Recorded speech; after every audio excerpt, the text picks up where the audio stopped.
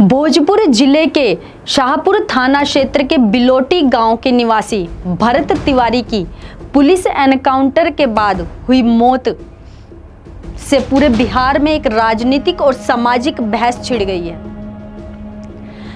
ग्रामीणों और परिजनों का कहना है कि जो भरत तिवारी की एनकाउंटर में मौत हुई वह पुलिस की कार्रवाई ठीक नहीं थी, उस पर निष्पक्ष जांच हो।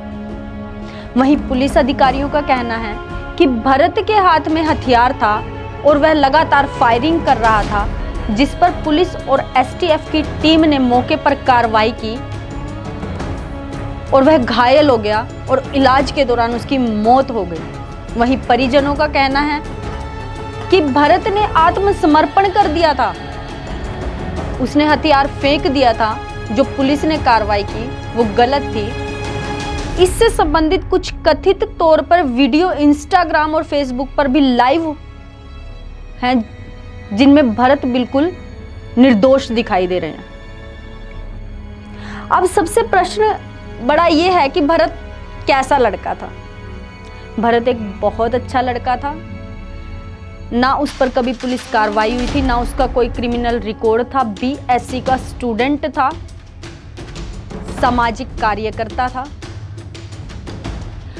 बड़े बड़े सामाजिक कार्यक्रम उसने संपन्न करवाए और बड़े बड़े अधिकारियों के साथ उसके फोटो भी इंस्टाग्राम पर आपको मिल जाएंगे। पर हाँ, गर्म खून का था, गलत बात बर्दाश्त नहीं करता था। अब उसकी कहानी कहां से शुरू होती है कि जो भरत का गांव है वो 2 साल से बार बार गंगा नदी में डूब जाता था, जिसके लिए भरत बार बार बड़े बड़े राजनेताओं के पास घूम रहा था, बड़े बड़े अधिकारियों के पास मदद के लिए घूम रहा था और उसकी कोई सुनवाई नहीं।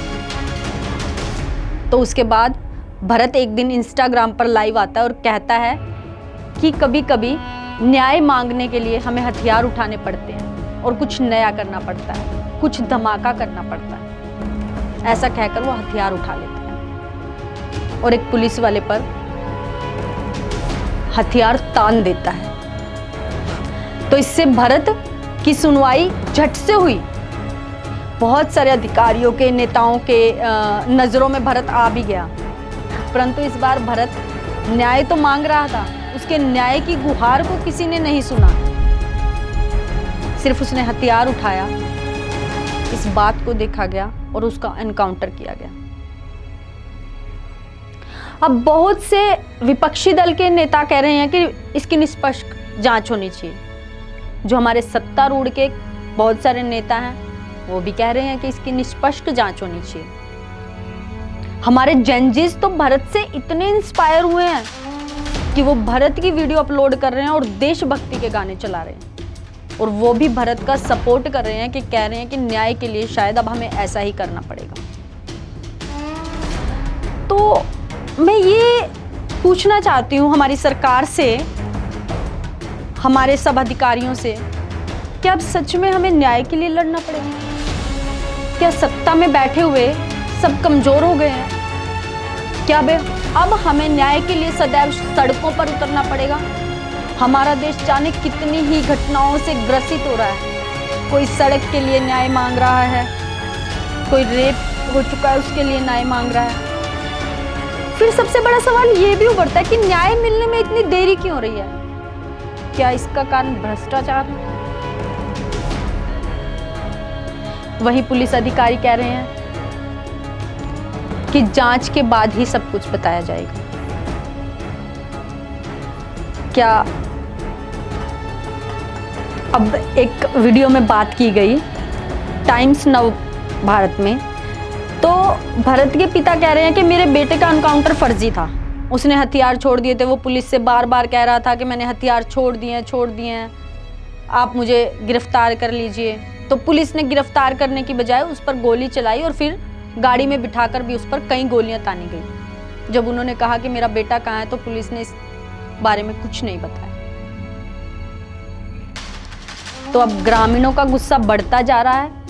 बार बार सारे ग्रामीण सड़क पर बैठे हैं, वो न्याय की जांच की मांग कर रहे हैं। वो कह रहे हैं कि निष्पक्ष जांच हो। क्या भरत का एनकाउंटर कानून के दायरे से बाहर हुआ?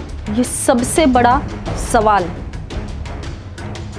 आप हमें कमेंट करें और बताएं, क्या भरत का जो एनकाउंटर हुआ वो कानून के दायरे में हुआ?